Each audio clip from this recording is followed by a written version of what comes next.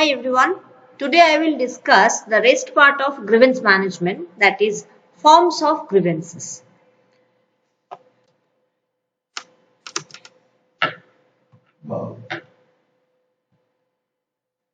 So the topic of discussion for today's will be forms of grievance, addressing all the grievances, grievance management, grievance handling procedure under grievance management, mechanism for handling grievance management, features and benefits of grievance management, and accomplishment of the issues. So, a grievance may take any of the following form. The first one will be the factual. Second will be the imaginary, and the last will be the disguised. Now, what will be the factual grievance? Factual grievance arise when legitimate needs of employees remain unfulfilled. That is, wage hike has been agreed but not implemented. The second part will be the imaginary grievance. When an employee's grievance is because of wrong perception, wrong attitude or wrong information, though it is not the fault of management, the responsibility for their redressal still reigned with that management. Disguised grievance. An employee may have dissatisfaction for reasons that are unknown to himself. If he or she is under pressure from family, friends, relative, neighbor, he or she may reach the work spot with a heavy heart. If a new recruit gets a new table and cupboard, this may become an eye shore to other employees who have not been treated likewise previously.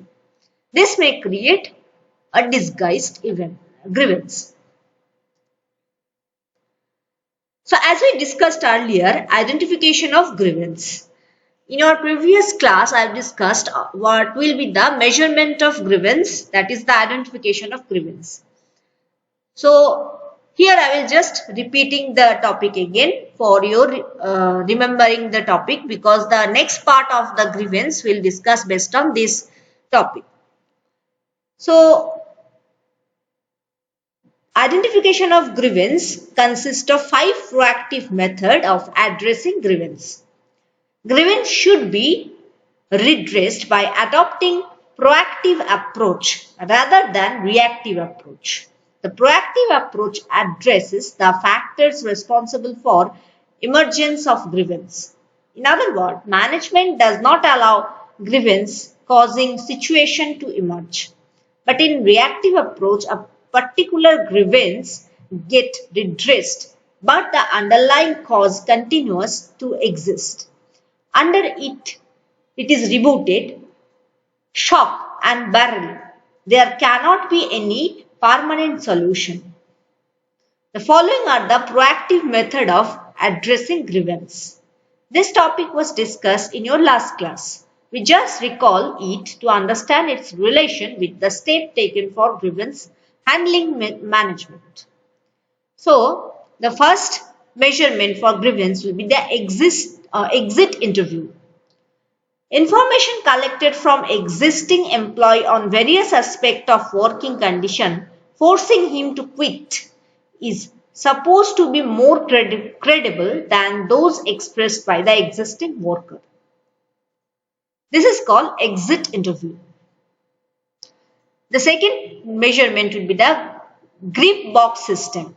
Employees may be encouraged to drop anonymous complaint, as they may fear that their identity may invite victimization, especially when they complain against the management. This method is more appropriate when there is lack of trust and understanding between employees and their supervisor. Third will be the opinion survey. Various survey like moral survey, attitude survey, job satisfaction survey, grievance survey or comprehensive survey comprising all the above aspects reveal vital input about the negative aspect of functioning of the organization, since the survey is conducted by person other than the supervisor and the respondent's identity is not insisted upon. Information collected is likely to be reliable for opinion survey. Under meetings, this is one type of grievance measurement or identification for grievance method. Group meeting, periodical interview, collective bargaining session, information gathered may be used to collect information about grievances. That means when the grievance will be created, it can be identified easily based on these meetings. Open door policy. Under this policy, any employee can lodge, complain or file his grievance with the manager designated for his purpose. The very objective for this policy is to encourage upward communication.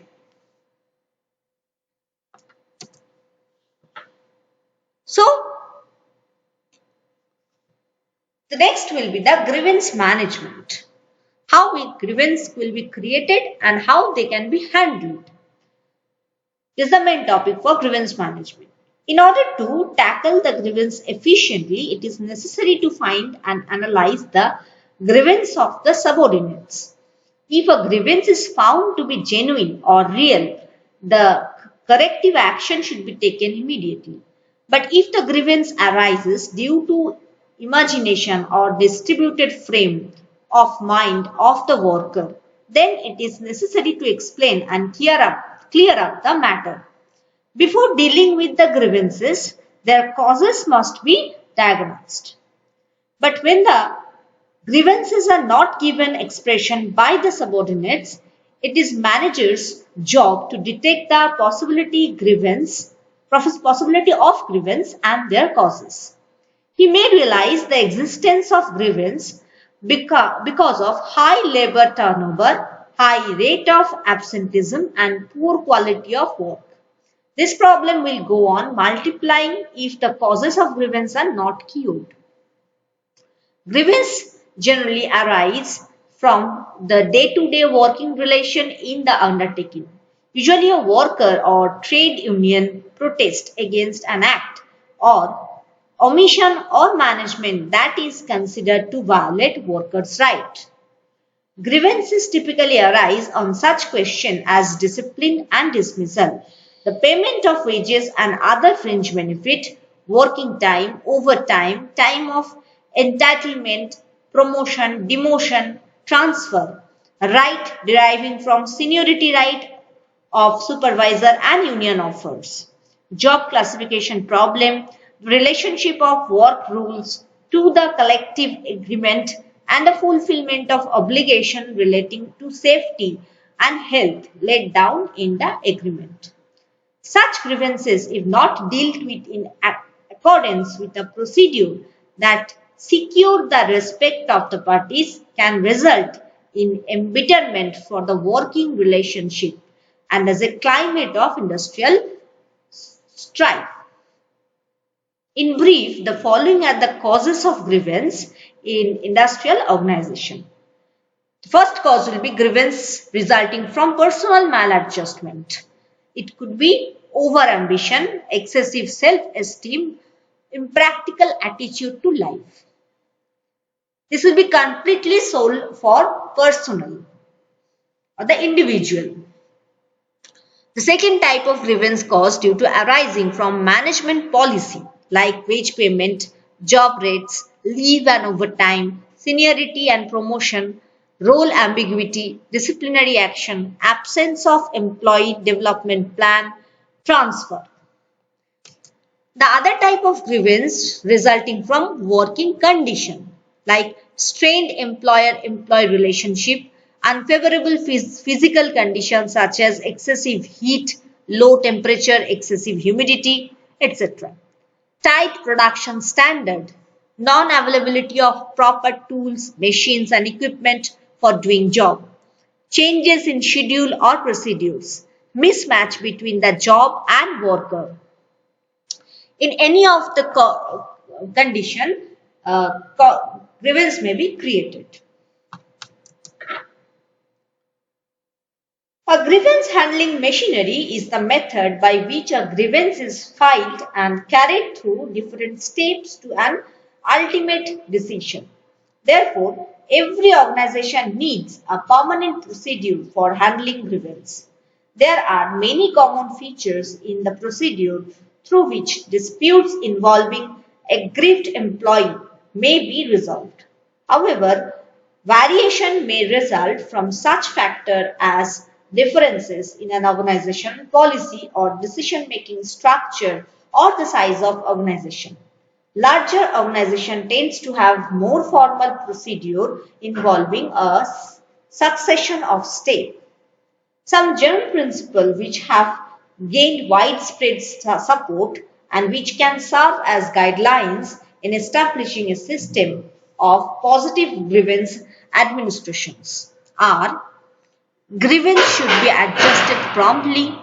Procedure and forms arriving grievances must be easy to utilize. Direct and timely adventure of appeal from ruling of the live supervision must exist. As per Armstrong, a well-designed and proper grievance procedure provide a channel or avenue by which an aggrieved employee may present his grievance. A procedure which ensures that there will be a systematic handling of every grievance. A method by which an aggrieved employee can relieve his feeling of dissatisfaction with his job, working condition, or with the management, and a means of ensuring that there is some measured promptness in the building of the grievance. The details of the grievance procedure vary from organization to organization and from trade union because of variation in the size of organizations, in trade union strength, in the tradition, in industrial practice, and in the cost factor. The most common grievance procedure is in 4 steps, which is explained here one by one. The first step involves a presentation of employee's grievance to the immediate supervisor because he is the first step of ladder. That means if a grievance will be created among the employee, this grievance will be first report to his or to their superior. If the organization is unionized, a representation of the union may also join him. This step offers the greatest potential for improved labor relation. The large number of grievances are settled at this stage, but grievances which are related to the issue of policies of the organization are beyond the limit of supervisor. Then the aggrieved move to the next step.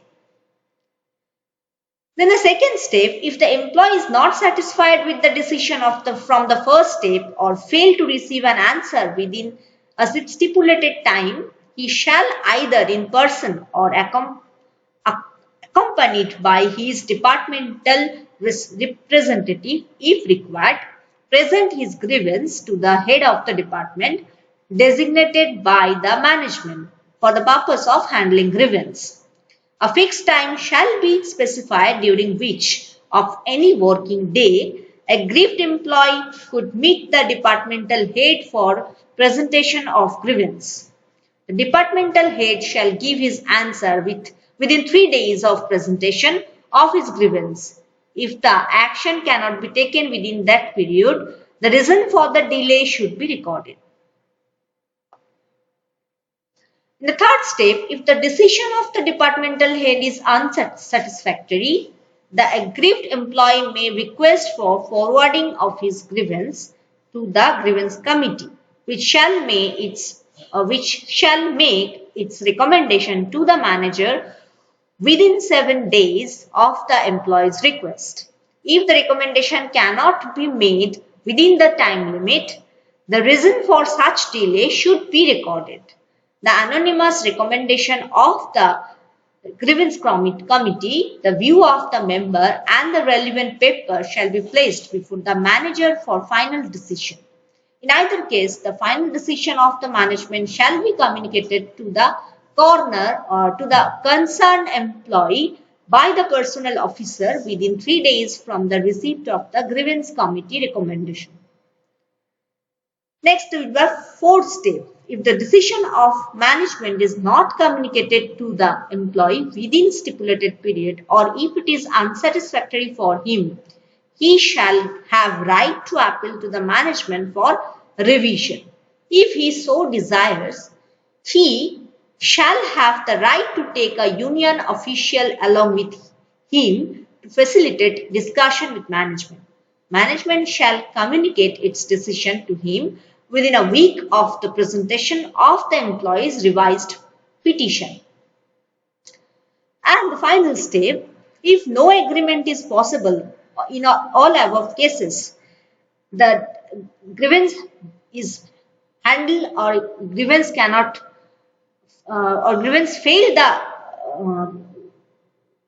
policy, then the union and the management may refer the grievance to voluntary arbitration within a week from the date of receipt by employee of the management decision. The formal conciliation machineries shall not intervene till all the steps in the model grievance procedure have been exhausted. A grievance shall be presumed to assume the form of dispute only when the final decision of the top management in this respect is not acceptable to the employee. Further, in case of any grievance arising out of discharge or dismissal of an employee, the above mentioned procedure shall not apply.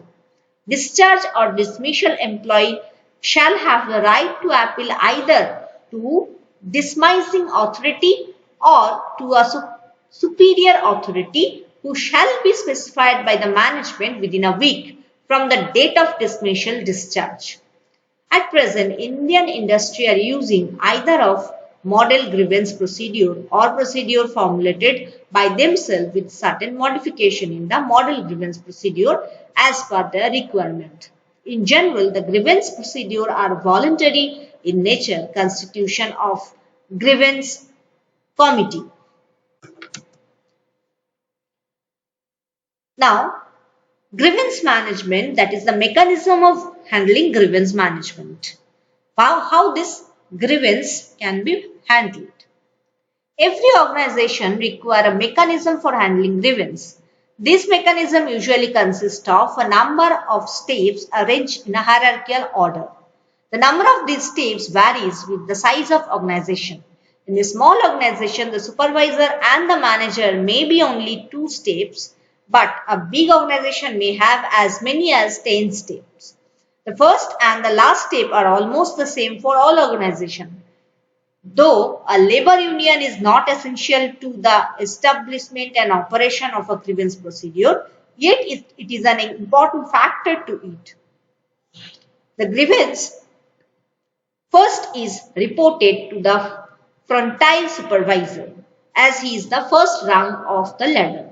If the concern is unionized, a representative of the union may also join him.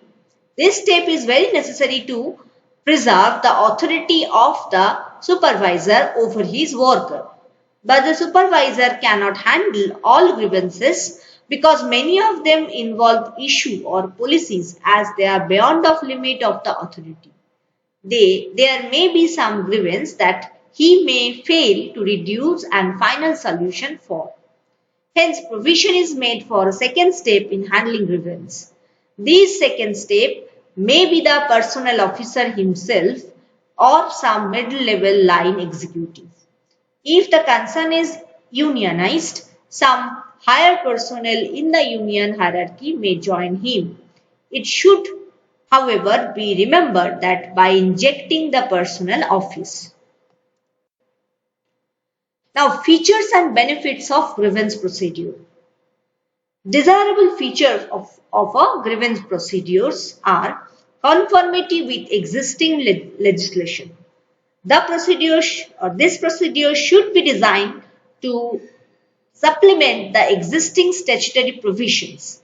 When practicable, the procedure can make use of such machinery as the law might have already provided for. Acceptability. Everybody must accept the grievance procedure.